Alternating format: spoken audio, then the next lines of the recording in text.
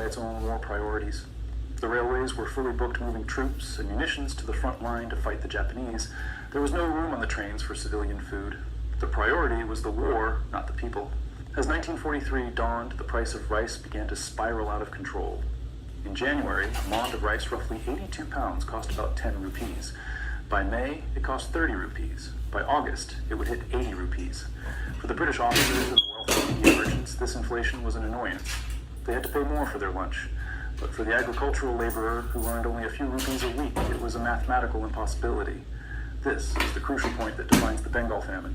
There was actually enough rice in Bengal to feed the population. The harvest had been short, but not zero. There was food in the warehouses. There was food in the private stockpiles of traders. People did not die because there was no food. They died because they could not buy it. It was an entitlement famine. The market mechanism had failed. The inflation created by the British war finance policy had priced 3 million people out of existence. As the prices rose, panic set in. This is the psychology of hyperinflation. When people realize that money is losing its value, they stop selling goods. The farmers and the grain merchants looked at the paper rupees the government was printing and they didn't want them. They knew the paper would be worth less next week. So they hoarded the rice, they locked it away in their barns, and go-downs waiting for the price to rise even further. The grain disappeared from the markets. The shelves went empty. The panic buying began. The provincial government of Bengal was incompetent and corrupt. They tried to impose price controls, but they had no way to enforce them. When the government said rice could only be sold for a certain low price, the merchants simply stopped selling entirely. The black market exploded. By the summer of 1943, the countryside began to empty. The villagers, having eaten their seed grain, having sold their jewelry and their pots and pans, and having eaten the leaves off the trees, began to walk. They walked toward the city. They walked toward Calcutta. They believed that the King Emperor would not let them starve. They believed that in the great second city of the empire there would be food. They were wrong. The scenes that unfolded in Calcutta were something out of Dante's Inferno. Tens of thousands of skeletal figures poured into the city. They collapsed on the sidewalks. They died on the doorsteps of the finest restaurants in Chowringhee, where British officers and the Indian elite were eating multi-course dinners. The juxtaposition was horrifying. Calcutta was booming with war money. The factories were running 24 hours a day. The nightclubs were full. The champagne was flowing. And outside the window, people were fighting over the scraps in the dustbins. The British authorities in Calcutta and Delhi initially tried to deny that there was a famine at all. They called it a food shortage. They censored the press. They forbade newspapers from using the word famine. They were terrified that if the news got out, it would damage morale and give propaganda ammunition to the Japanese and the Indian independence movement led by Gandhi. But the bodies were impossible to hide. The municipal corpse disposal squads were collecting thousands of bodies a week. They were dumping them in mass graves or burning them in massive pyres that filled the city with the stench of death. The Viceroy of India, Lord Linlithgow, was a remote and ineffective administrator. He was more concerned with the war effort than the suffering of the natives. But even he began to realize that the situation was catastrophic. He sent telegrams to London. He warned the War Cabinet that unless food was imported immediately, there would be a disaster that would shake the foundations of British rule. He asked for ships. He asked for wheat. He asked for the United States or Australia or Canada to be allowed to send aid. And this is where the story shifts from a tragedy of economics to a tragedy of politics. The decision to save Bengal or let it die rested with one man, Winston Churchill. Churchill presided over the War Cabinet in London. He was the hero of the West, the man who stood against Hitler. But Churchill had a blind spot when it came to India. He was a Victorian imperialist who believed deeply in the racial hierarchy of the empire. He detested the Indian independence movement. He famously said, "I hate Indians. They are a beastly people with a beastly religion." When the telegrams arrived from Delhi begging for food, Churchill He was focused on the war in Europe. He was preparing for the invasion of Italy and the eventual invasion of France. Every ship was precious. Every ton of shipping space was needed to transport American troops and supplies across the Atlantic. Churchill argued that the famine was the fault of the Indians themselves for breeding like rabbits. He claimed that sending food would be useless. He prioritized the stockpiling of food for the British population and the future liberation of Europe over the immediate survival of the Bengali subjects. The War Cabinet meetings regarding Bengal are chilling to read. When presented with the death toll, Churchill asked why, if the famine was so bad, Gandhi hadn't died yet. The British government had the ships. They had the wheat. Australia had a massive surplus of wheat and ships ready to sail. It would have taken them only a few weeks to reach Calcutta. But London refused the offer. They cited a shortage of shipping, but at the same time, ships laden with Australian wheat were sailing right past India on their way to the Middle East to build up stockpiles for the British Army reserves that were not critically needed. The denial of shipping was a deliberate choice. It was a calculation. The lives of the Bengali peasantry were valued at zero in the grand equation of the war. They were expendable assets. The famine raged on. The structure of rural society in Bengal collapsed. Families disintegrated. Parents sold their children for a handful of rice, hoping that the buyer would feed them. Husbands abandoned wives. The social taboos broke down. People ate things that were not food. And all the while, the printing presses of the kept spinning, churning out the paper money that fueled the war machine and stoked the inflation that was the true engine of the genocide. The Bengal famine was the ultimate manifestation of the resource curse of empire. India was possessed by a power that used it as a tool. When the tool needed maintenance, the owner decided it was too expensive to fix. By the end of 1943, the death toll was climbing towards 3 million. The streets of Calcutta were cleared of the living skeletons who were trucked out to destitute camps on the outskirts to die out of sight of the ruling class. The story of the first half of the famine is the story of the setup. It is the story of how a fragile economy was weaponized for war, how a currency was destroyed to pay for bullets, and how a government decided that the best way to defend a province was to destroy its ability to feed itself. But the story doesn't end in 1943. The second half of this tragedy reveals the cover-up, the eventual response, and the bitter legacy that would fuel the final drive for Indian independence. The British Empire won the war against Japan, but in the rice paddies of Bengal, they lost their moral right to rule. The ghosts of the famine would haunt the Raj until its final days. In October 1943, the British government finally made a change in leadership that would mark the turning point of the Bengal tragedy. The Viceroy Lord Linlithgow, the man who had presided over the descent into hell, retired. He left India having never once visited the famine-stricken districts of Bengal. He was replaced by Field Marshal Archibald Wavell. Wavell was a soldier, not a career politician. He was a man of action who had commanded armies in the Middle East and North Africa. When he arrived in India, he did something that the previous administration had considered beneath them. He got on a plane and flew directly to Calcutta. He walked the streets. He stepped over the bodies. He saw the dying mothers trying to nurse dead infants. He saw the sheer scale of the administrative collapse. Wavell was horrified. He immediately sent a blistering telegram to London. He wrote that the famine was one of the greatest disasters that has befallen any people under British rule. He warned Churchill that the reputation of the British Empire was being destroyed in the rice paddies of Bengal. Wavell did not wait for permission to act. He treated the famine not as an economic anomaly, but as a military emergency. He mobilized the Indian Army. Thousands of soldiers who were training to fight the Japanese were ordered to stop their drills and start distributing food. He commandeered the railways, forcing the transport network to prioritize grain over munitions. He set up relief centers and medical stations. For the first time in a year, there was a coordinated response. The army brought logistics and discipline to the chaos. The death rate began to slow, but Wavell was fighting a fire with a water pistol. He needed massive imports of grain to break the inflation and stabilize the market. He needed 1 million tons of wheat. He pleaded with London. He asked for shipping. But even with a field marshal making the request, the response from Winston Churchill remained obstinate. Churchill argued that sending ships to India would weaken the buildup for the invasion of Europe, which was planned for 1944. He prioritized the liberation of France over the survival of Bengal. In a secret memo, Churchill even suggested that if there was a shortage of food in the empire, the British people should be fed first, the army second, and the colonial subjects last. No shit, that's how the empire works. Wavell was furious. He wrote in his diary that the government in London seemed to regard the starvation of millions of Indians as a nuisance rather than a tragedy. He eventually managed to secure some shipments of grain from Australia and Canada, but it was too little and it arrived too late to save those who had already perished. The famine did not end abruptly. It lingered well into 1944, carrying off the weak and the elderly through disease and malnutrition long after the rice prices had stabilized. The final death toll is a subject of bitter historical debate, but modern estimates place it between 3 million and 4 million people. To put that number in perspective, it is 6 times the number of total casualties suffered by the British Empire and Commonwealth forces in the entire Second World War. More British subjects died of hunger in Bengal than died fighting the Nazis and the Japanese combined. But as the bodies were cleared away and the war moved toward its conclusion in 1945, a new battle began. This was not a battle for survival, but a battle for the bill. The Bengal famine was the most visible scar of the British war economy in India, but the financial wound went much deeper. Throughout the war, Britain had continued its policy of forced lending. They had accepted services from India, colossal, paying for them with those IOUs to the Bank of England known as the sterling balances. By the end of the war, Britain owed India a staggering sum. The debt stood at roughly $1.3 billion. In today's money, that would be worth tens of billions of dollars. This debt created a bizarre inversion of the colonial relationship.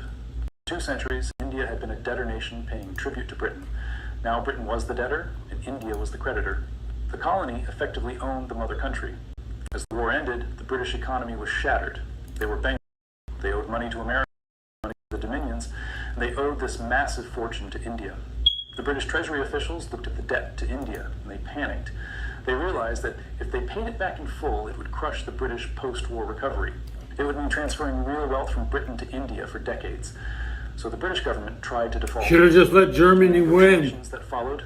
The war-leading intellectuals and economists in London, including John Maynard Keynes, argued that the debt should be cancelled or at least drastically written down.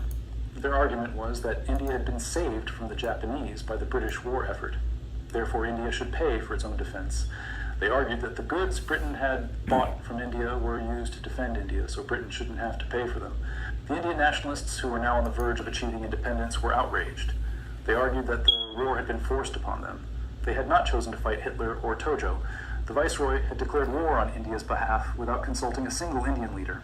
They argued that the famine was the direct result of this forced contribution. 3 million people had died to pay for that debt. To cancel it now would be a final supreme act of theft.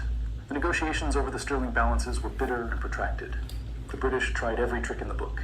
They devalued the currency. They blocked access to the accounts. They tried to link the repayment to the purchase of British military hardware, effectively forcing India to spend the money back in Britain. In the end, Britain could not fully default because it needed India to remain in the Commonwealth and the sterling area to prop up the pound. They agreed to a slow repayment schedule that lasted for years. But the value of the debt was eroded by inflation and devaluation. India never received the full real value of the resources that had been extracted during the war. The blood of Bengal had subsidized the victory of the Allies, and the check they received in return was written in a depreciating currency. The political consequences of the famine and the financial exploitation were terminal for the British Raj. Before 1943, there was still a belief among some sections of the Indian population that British rule, while oppressive, brought stability and competence. The famine destroyed that illusion forever. It proved that the British administration was not just exploitative, but incompetent. It proved that in a crisis, the empire would let Indians die to save Britons. The moral legitimacy of the Raj evaporated. The famine energized the Quit India movement. It gave a terrible urgency to the demand for independence. It also fueled the rise of the Indian National Army, led by Subha's Chandra Bose, who had allied with the Japanese. Bose argued that the famine proved the British were the true enemy, and that any means were justified to drive them out. While Bose was defeated militarily, his message resonated with a population that had watched their families starve while British soldiers ate well. Furthermore, the economic devastation of Bengal sowed the seeds of the partition of India. Bengal had always been a religiously mixed province with a delicate balance between Hindus and Muslims. The famine tore the social fabric apart. The competition for scarce resources, the breakdown of rural society, and the migration to the cities exacerbated communal tensions. When the British finally left in 1947, they left behind a province that was traumatized and economically broken. The partition of Bengal into West Bengal, which joined India, and East Pakistan, which later became Bangladesh, was drawn through a land that was still recovering from the genocide of inflation. The tragedy of 1943 was not an isolated event. It was the culmination of 200 years of imperial economics. It demonstrated the ultimate flaw in the colonial model. An empire is designed to extract wealth from the periphery to the center. In normal times, this extraction has managed to keep the periphery alive. But in a crisis like a total war, the center will cannibalize the periphery to save itself. Winston Churchill is rightly celebrated for saving the Western world from fascism. His speeches, his resolve, and his leadership were indispensable. But the history of the 20th century is incomplete without the other side of the ledger. The price of his victory was paid not just in London and Normandy, but in the villages of Bengal.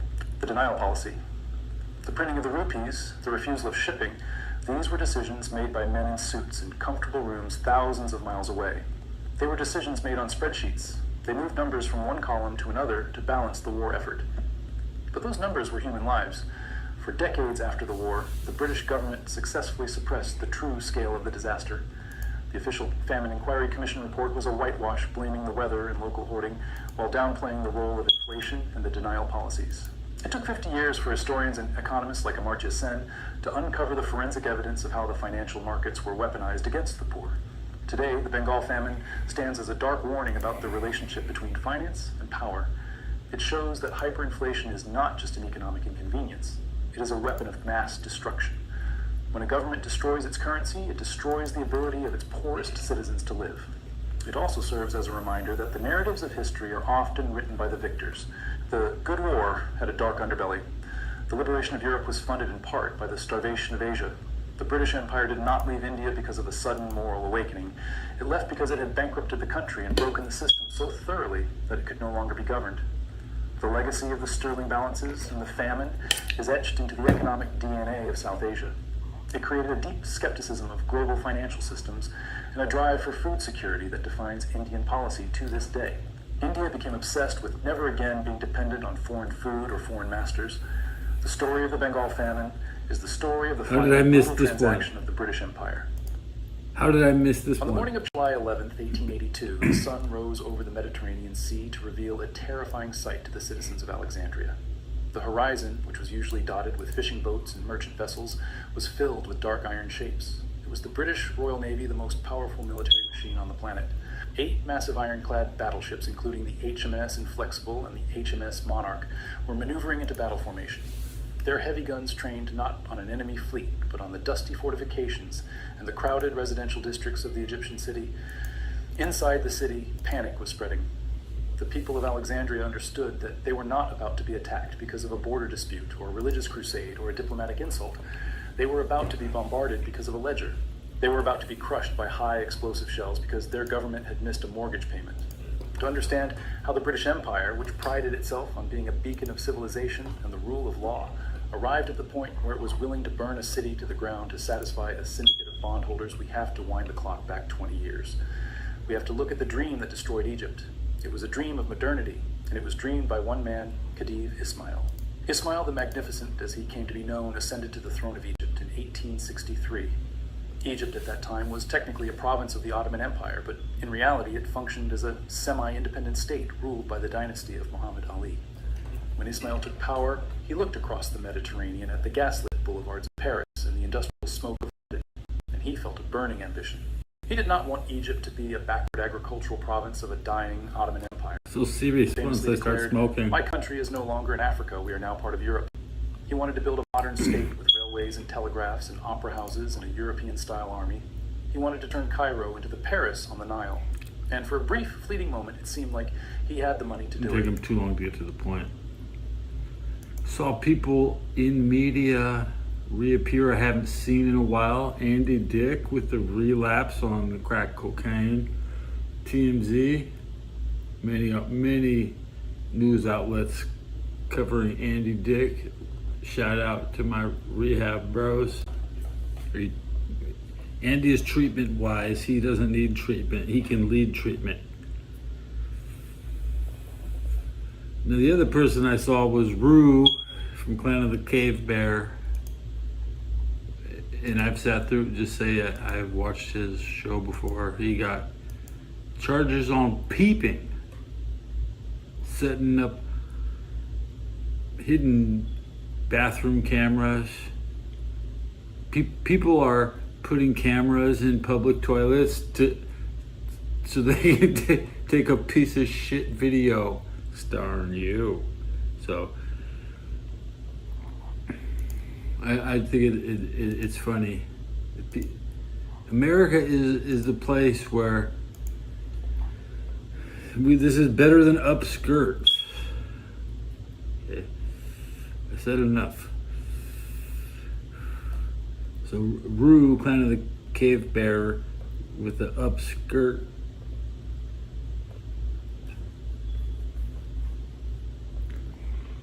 Piece of shit.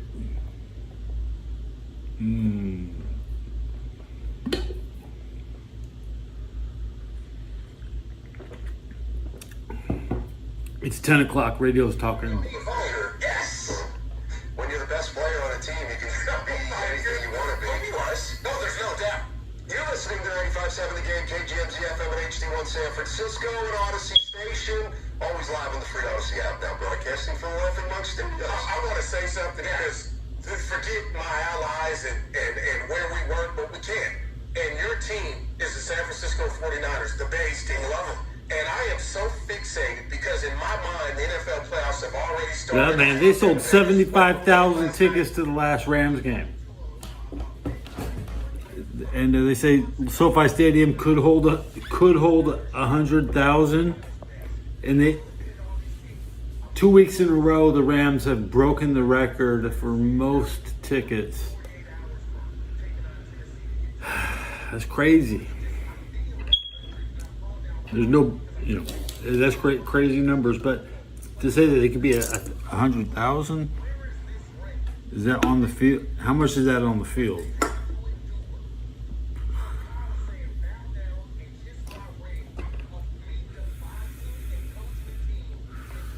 Maybe 80,000 could squeeze into a game.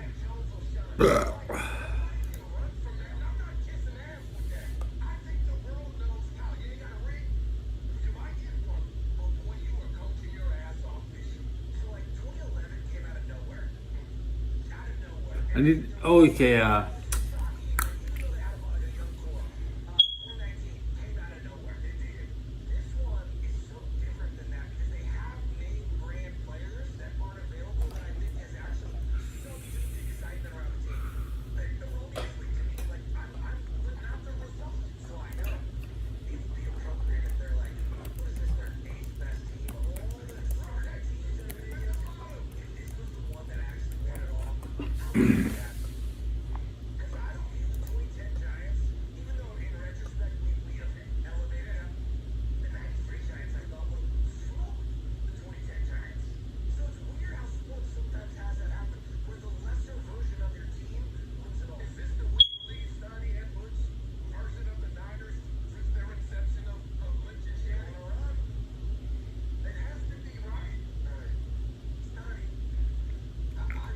There's 61 games left in the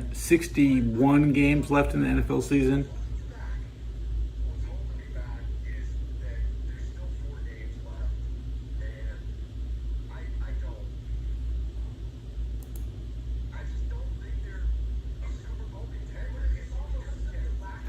Many people are in the hospital today. Can you believe it?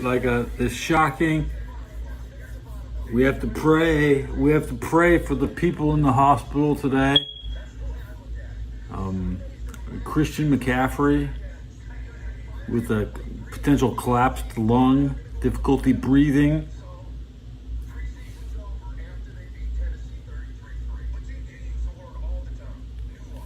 Shocker. Probably not playing this week. Christian McCaffrey is not playing this week.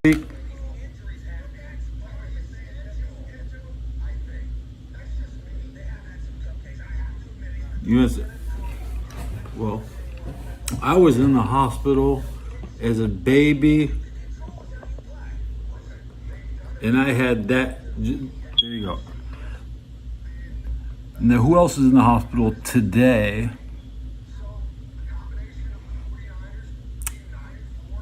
Pittsburgh Steeler T.J. Watt is in the hospital. Wow, T.J. Watt in the hospital on a Wednesday, which is usually when you don't even do anything.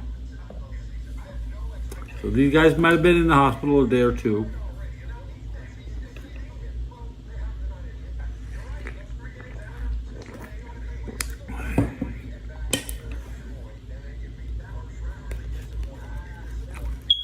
I'm on this Windows, the iPhone updated. How far can I shoot my load? Well, watch out.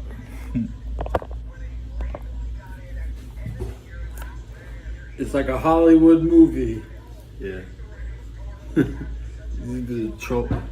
First the circumcision question, and then ejaculation Olympic measurements. Olympic yards and feet.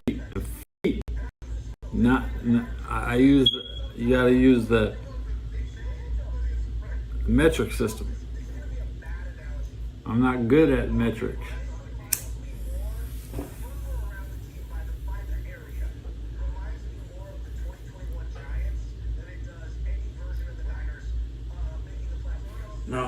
My little button that reads everything is not, I can't see it. I don't know where it is. Where is it?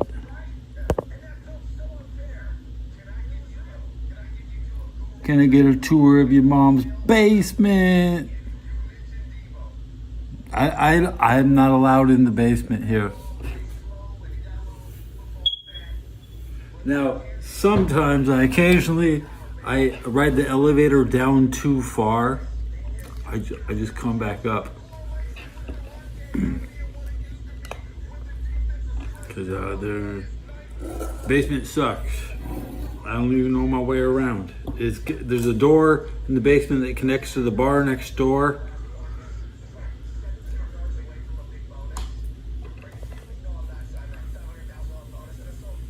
My button that reads chat is gone. Because I can't press a button. This is crazy. With the crazy talk. We're coming here with the crazy talk. Come on, fit to the screen. You there, is that the right one? What are you talking about?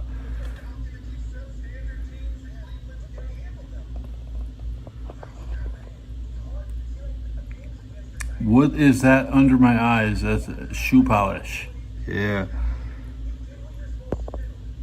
You you're going crazy in my chat, bro. Come on. Grow up. Grow up.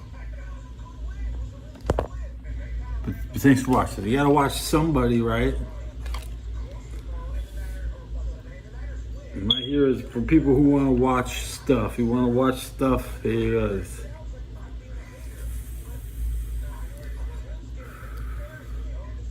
Yeah, I'm not even interested in leaning forward now. Yeah, I've lost interest in reading your comments. I'm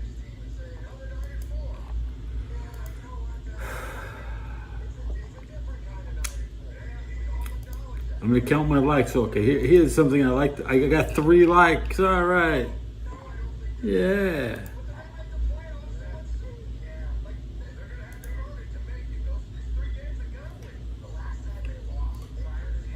Do you think my subs went up? No. Everything didn't go up. Yeah. I'm saying grow up with the circumcision jokes, okay? Circumcising is for babies, and you don't even need to talk about it. Babies don't even, you're not trying to sell me on something,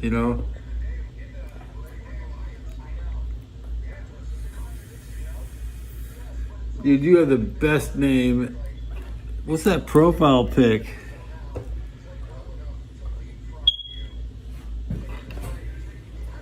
The Blob? Are you the Blob? Call you the Blob. You're the Blob now. You the Blob. Dude, you want to look at this blob? Look at this blob. Look at this blob. Hey, you. Look at the blob.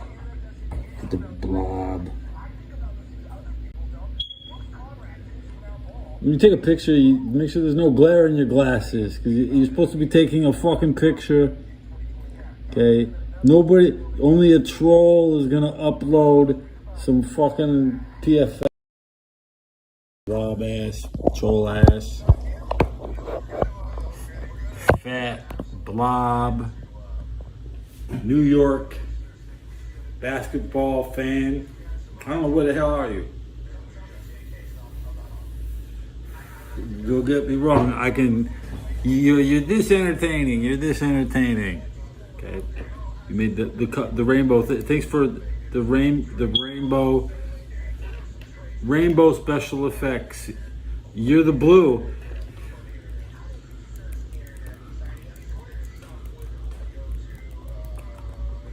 You the blue. You the blue in my rainbow.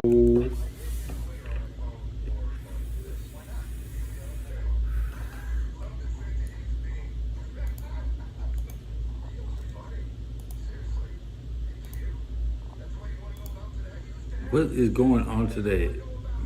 Fucking nothing. Really, really nothing. Five Nights at Freddy's movie is like some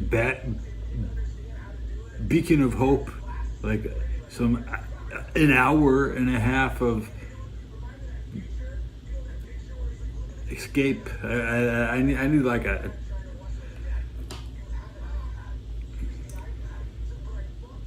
nothing lasts long enough, you know. Give me something that's not a give me something that's not a video game or a book that lasts 10 hours.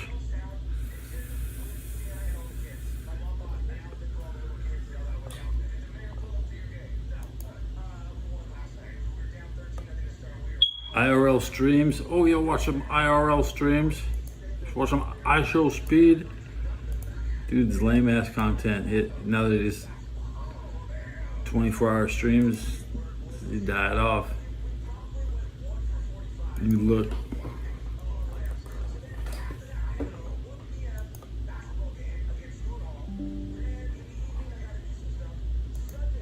It's 12 minutes after 10. Am I going to lunch in the kitchen today?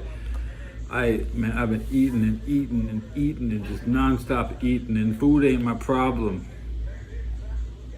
I was letting food be my problem, but just don't let food be your problem.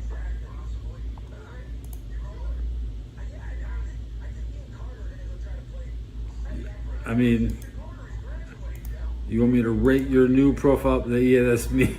Congratulations. Whoa, you look nice. Whoa, you look nice. That's it. You screen captured my 720p stream. Congratulations.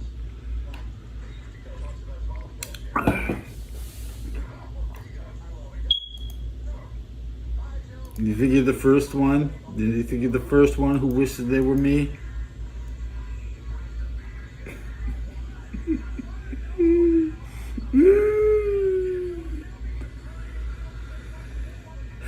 They all wish they were me. I'm very happy being me.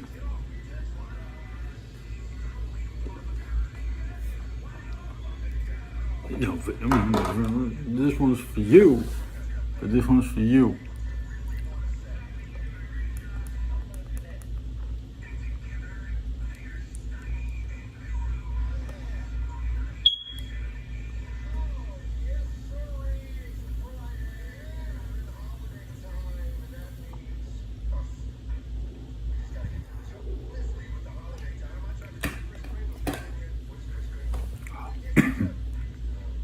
Stay warm. Please stay warm.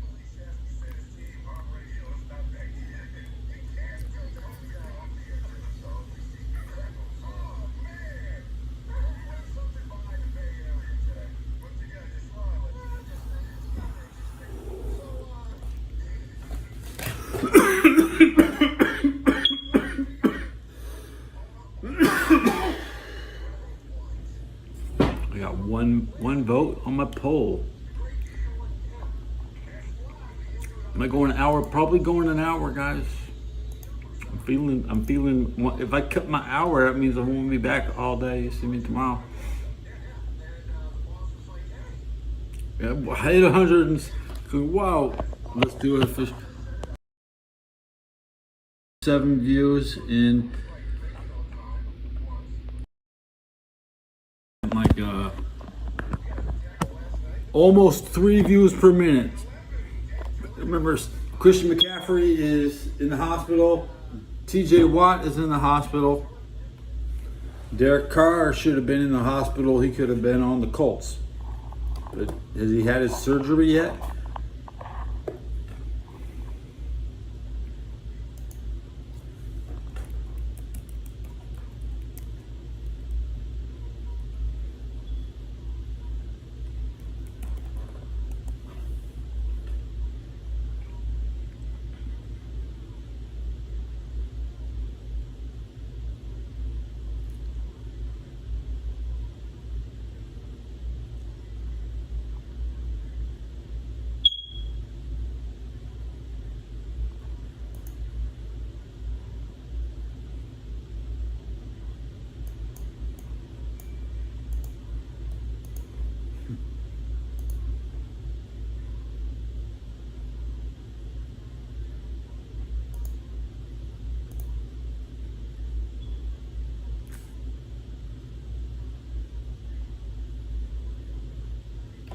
I'm not sure I like this iOS 26.1 update, which I'm now on.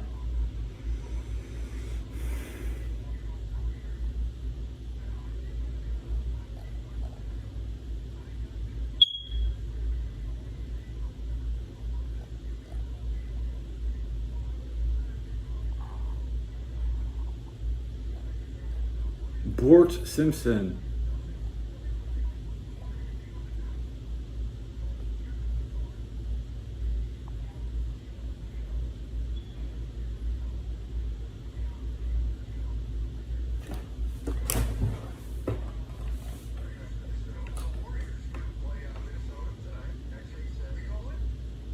Yeah, Warriors play tonight. Good. For a guy.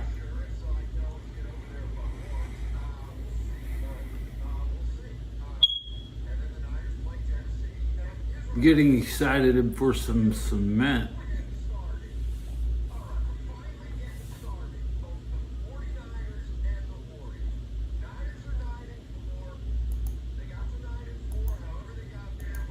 The Niners won't have Christian McCaffrey versus the Titans.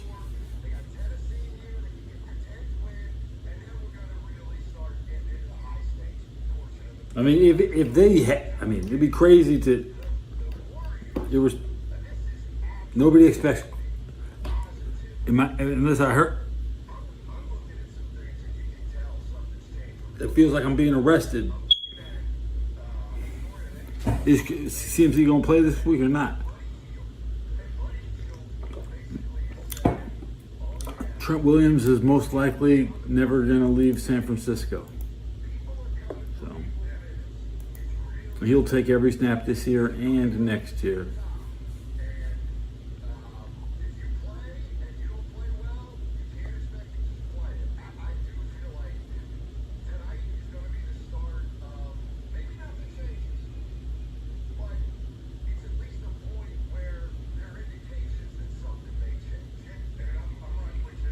This is going to be one of the coldest weeks in football history. Who's playing at 9 degrees? There's some game going to be 9 degrees.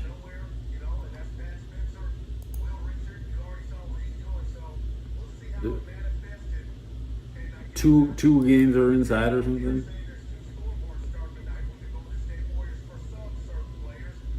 The Jets get to play in good weather at Jacksonville. 70 degrees will be like the warmest game.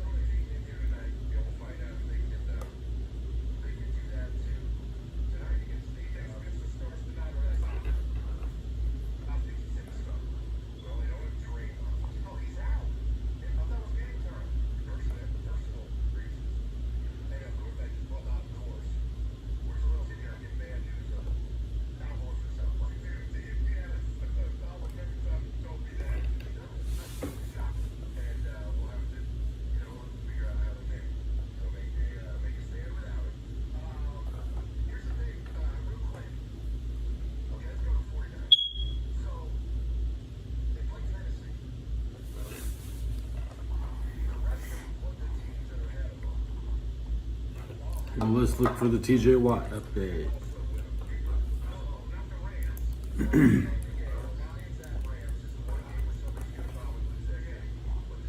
Unlikely to play versus the Dolphins. He has a lung issue.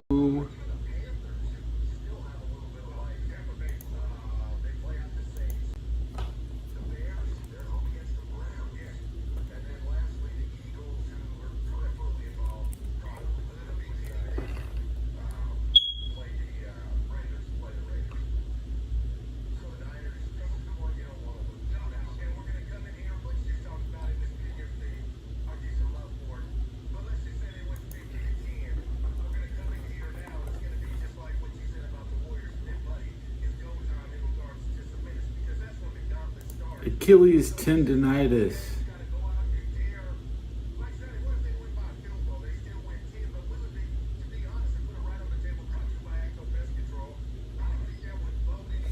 Alaska.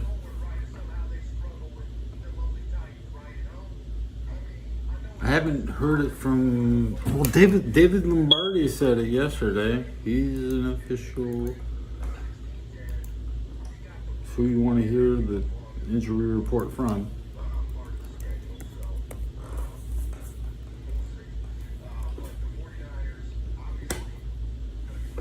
95,000.5 subscribers. It's hard to get subs.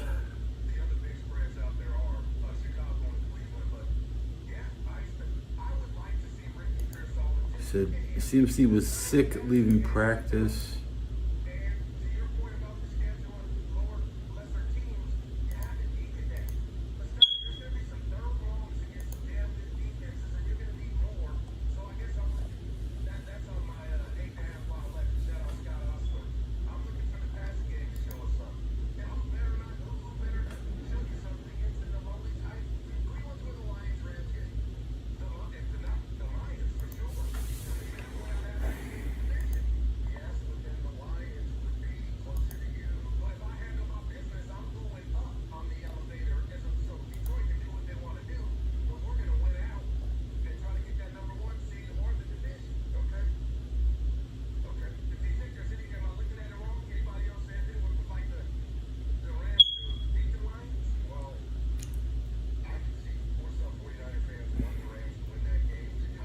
I don't know what's up with CMC.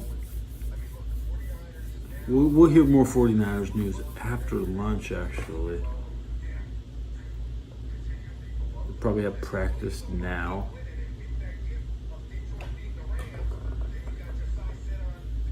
In other news, the price of Rams is driving Nintendo into the poorhouse.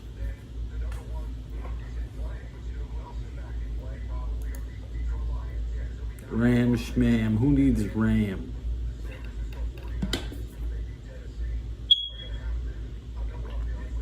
Four gigabytes of RAM is all I need.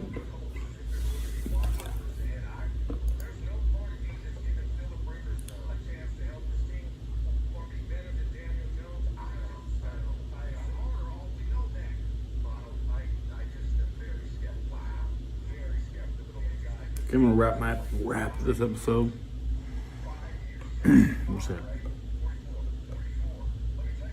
What they were saying was India bankrupted Bengali by burning all their boats, because without the boats they couldn't move the grain, and they had no money to buy the grain. But they still had grain,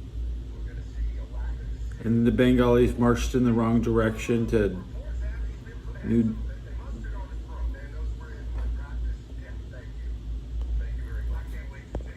Bengals marched in the wrong direction.